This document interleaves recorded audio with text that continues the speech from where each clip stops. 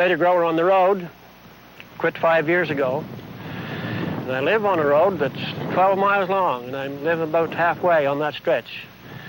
And we're about 10 miles from the processing plant. And 20 years ago, 90% of the farmers were growing potatoes, from 10 to 75 acres. Today, there isn't one. None. Why not? Well, I suppose they looked at it the same way I did, except that they caught on quicker. They quit sooner. Because the price wasn't good enough. And that's it. Couldn't make a living with it. Couldn't support your family the way that a man should. To be successful as a potato farmer, you need a lot of capital and a lot of credit. Capital to buy farm machinery, up to $26,000 for a harvester, $20,000 for a tractor. And credit, thousands of dollars just to get the crop in the ground. There are farmers who have neither the money nor the credit. To get it, many contract potatoes in advance to McCain's. And for many, no contract, no credit.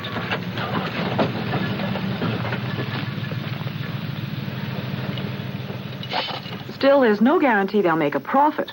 In 1975, the provincial government estimated the cost of producing 100 pounds of potatoes at $2.95. So how much did the farmer make under the 1975 McCain contract? Well, when the harvest began in September, McCain paid $2.67 per hundredweight. That's 28 cents below the estimated cost of production. The price goes up during the crop year. By June, the McCain's rate had increased to $3.42. But winter storage takes its toll. The farmer gets more money, but has fewer quality potatoes to sell. If you have a bad year, you can lose all the 2 or 3 generations have put together. Just in 1 year? Just in 1 year. Brennan was 54 when he quit farming. But it's not just the older farmers who are giving up. Roland White is a potato farmer. For the past 10 years, he's been growing potatoes under contract to McCain's. This is his last harvest. At age 34, he's calling it quits. And as long as I only had potatoes to sell to McCain's, there was no way that I could make a decent living. This past year or so, as I see more and more farmers quitting and the remaining farmers getting bigger and bigger, and our market narrowing in more all the time to only one market, and that is the processor, I've been a little more pessimistic about the thing changing for the better. How long had your family farmed here? Since my father came here in 1939. His father was a farmer, of course, before him in the Woodstock area. How does the New Brunswick government feel about the New Brunswick potato farmer? Well, to answer that, all I can say is that a year ago May, a delegation of farmers went down to talk to the Premier, and he told us right out in plain words that the family farm was going to go. There was no way that the family farm could survive, that large corporations were producing the food, and there's no use of us getting all excited about it. This was not the first time that the farmers turned to their government for help. In 1971, the bottom fell out of the potato market, and farmers turned to their Department of Agriculture for help. Good afternoon, Department of Agriculture. They wanted the government to guarantee loans to buy seed and fertilizer for next year's crop. They were turned down. But not long afterwards, the government of Richard Hatfield announced that it would guarantee loans for more than $5 million to McCain's. Right. I'm not exactly certain as to what particular time, but you're referring to. But 1971. 1970. Yeah, I see. Well, there is more overall benefit to the overall economy, and I would say of New Brunswick, and I would say more direct benefit to the agricultural economy by supporting an industry like a food processing industry like McCain's.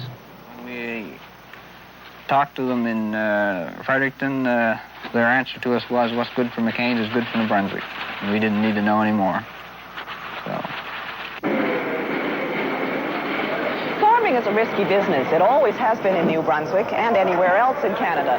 But the other potato provinces, like British Columbia, Manitoba, Ontario, Prince Edward Island, have either government marketing boards or strong growers associations to negotiate potato contracts for the farmers. but not in New Brunswick. The marketing system in New Brunswick could best be described as chaotic. In New Brunswick, the farmer is on his own. He signs an individual contract with McCain's, and McCain's contract is tough. For example, one of the toughest clauses in the contract is this. The farmer contracts to supply McCain with a specified amount of potatoes. If the weather is bad and he has a poor year, he's in trouble. McCain can force him to go out and buy enough potatoes on the open market to fulfill his contract, and then deliver them to the factory. And by the same contract, the farmer has to store his potatoes on his own farm until McCain requests delivery. Sometimes they have to wait months, and they don't get paid until they deliver. But the biggest sore point with the New Brunswick farmers is the amount of potatoes McCain imports from the United States with the permission of the Canadian government. McCain's imports millions of pounds of Maine potatoes, while tons of New Brunswick potatoes sit waiting in farmers' bins for a buyer. That's what happened last year, and in protest, farmers from Grand Falls staged a potato giveaway on the Trans-Canada Highway. Conrad Toner, an independent farmer from Grand Falls, had potatoes which went to waste. And we felt that the Canadian government should have never given McCain's permit to bring in American potatoes at that time, because we had enough to keep the plant going, and they were getting these potatoes from the States. They were coming into our plant. They were being processed. Our potatoes couldn't keep long enough, so we had to take them out and dump them into the fields to get rid of them. And when the farmer here complained about them importing potatoes with our potatoes in storage, their answer was that, well, if you need some money, why don't you hire your truck out to us to haul the potatoes over from Maine. How would you characterize the average potato farmer who sells to McCain's? Smart. There's a quote about your potato contract. Somebody said that it's a contract written for dishonest people. And that's... No, it's not dishonest. The farmers in this area aren't dishonest, and you shouldn't repeat that. That was a quote from your brother. No, it's not true. In a National Film Board film. I'd have to say it to believe it, that the farmers in the area were distrustful. I'm sure he didn't say that. We quote from the National Film Board interview with Wallace McCain. The contract is written for dishonest people. It's a tough contract. There isn't any question about it. And the contract, I agree, is one-sided.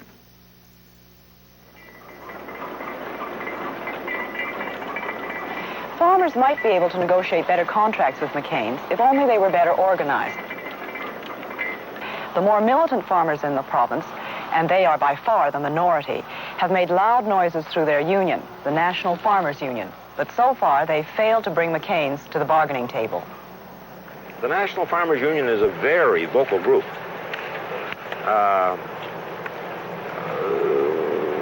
More vocal than thoughtful.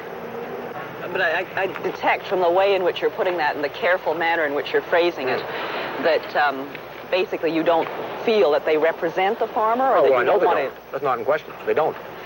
I'm being very careful because I don't, there's a lot of good guys in the NFU. A lot of good guys in the NFU. And a lot of misfits. And unfortunately, one tends to talk about the misfits, doesn't one? At one time, when I was in the potato business, the company sent letters out to all potato growers to come in and talk over their problems, which was good. And I went in. We were both nice fellows for about 10 or 12 minutes. So finally, I thought I'd better hit the nail on the head, you see. So I said, we have a National Farmers Union in the area, and they said, maybe they'll be able to do something with the price for me. And that's when the sugar hit the fan then. What did he say? He said when the National Farmers Union set their price to me, it'll be over my dead body, which I thought was a pretty strong statement to make, I wasn't happy to hear it even. He said it'd be over their dead body, that McCain Foods would buy potatoes from the farmer through an organization, that they dealt with individual farmers, and that's the way they planned on continuing. New Brunswick potato farmers have never collectively negotiated potato contracts with McCain. As far as the company is concerned, the farmer takes what McCain offers or he goes without. The same applies to working conditions in the McCain plants. McCain may provide piped-in music on the assembly line and throw in a free beauty parlor for its female employees, but there are no trade unions to represent the workers. McCain provides employment, but wages are low, and the hours uncertain. The Canadian Food and Allied Workers did attempt to organize in 1973 at the Grand Falls plant. The employee who called in the union was Ronald de Rosier, and it cost him his job. We found him picking tomatoes in Ontario. They told me that I should not have bothered with it because it was not a good thing, and they told me that I was going to lose my job. Joining a union or having a union as part of an organization in Canada is within the law, and it's illegal to take any steps that are very strong or very positive against that. Okay. So if the majority of our employees want a union, they'll certainly have a union. Well, de Rosier wanted a union, and he lost his job, but not for long. He took his case to the New Brunswick Industrial Relations Board, which later ordered him reinstated with back pay. But in a province where unemployment reaches 65% in some areas, the company's move paid off. The union campaign failed. Because there's no union at McCain's, there's no organization to effectively pressure management about safety conditions. Take the case of Terrence Dwayne Smith. He worked 15 hours a day for $2.65 an hour in a job that finally took his life. His death could have been prevented.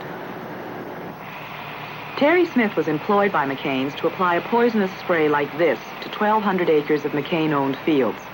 This weed killer contained a product called xylene, which when inhaled causes headaches, giddiness, stupefaction, and coma. Terry worked on an open tractor and wore neither seatbelt, face mask, nor any protective clothing. When he drove across the fields with the wind, he often disappeared in a cloud of spray. On May 30th, 1974, the day before his 21st birthday, Terry Smith died when he fell from his tractor and was mutilated under a disc. Subsequent investigation by the coroner of Carleton County showed that Terry Smith had experienced dizzy spells and nausea throughout the day. Laboratory examination carried out by the RCMP showed that Smith had traces of xylene in his blood and his urine. Surprisingly, however, no inquest was ever held into the death of Terry Smith. But Terry's father, himself a McCain employee, was told that his son died when he became dizzy from the effects of the spray and fell off the tractor.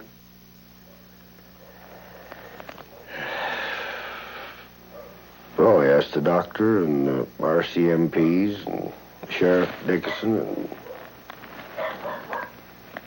all of them said that, well, they said, you've lost a son, we're going to lose some more.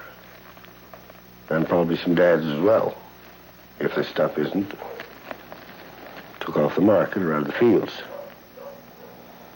They even phoned a lawyer for me to start pushing it. But Why didn't you push it? I mean, it's well, a terrible law. I thought sense, but then you're bucking the big chemical companies. Probably the company McCain's would have been pulled in with, apparently, and a little fella like me is quite helpless coming up against that. This boy died, I believe. I don't think it was conclusively shown. He died because of spray poisoning. But I'd be inclined to think he did. But in any case, our people are supplied and were supplied with safety equipment before they use noxious chemicals. Very definitely they're supplied, and they're given close orders to use them. And we supervise them as best we can to see that they do. Oh, they maybe said, yes, now here's these masks and gloves, we want you to wear them. But it wasn't enforced at all. Terry Smith's life might have been saved if the provisions of the Industrial Safety Act had been enforced. But Terry Smith was also a victim of his own government. The law is not enforced in the agricultural industry even now. The New Brunswick government says it doesn't have enough inspectors. If it had, they might have seen what Fifth Estate saw this summer. Drums containing poison residues left lying around, and on several occasions, McCain employees handling poisonous chemicals without wearing any protective clothing. Only twice in the last 19 years has McCain's been charged under the Industrial Safety Act. That was in the case of 14-year-old Leo Sear, a victim of an accident while working the midnight shift in the huge freezers of the Florenceville plant. Leo was struck by a forklift truck, which mangled his foot. McCain's was fined in the courts, $25 for hiring a child under the age of 16. At the same time, the company was fined $300 for operating a forklift truck without a horn. They've been McCain's only safety convictions in 19 years. And Harrison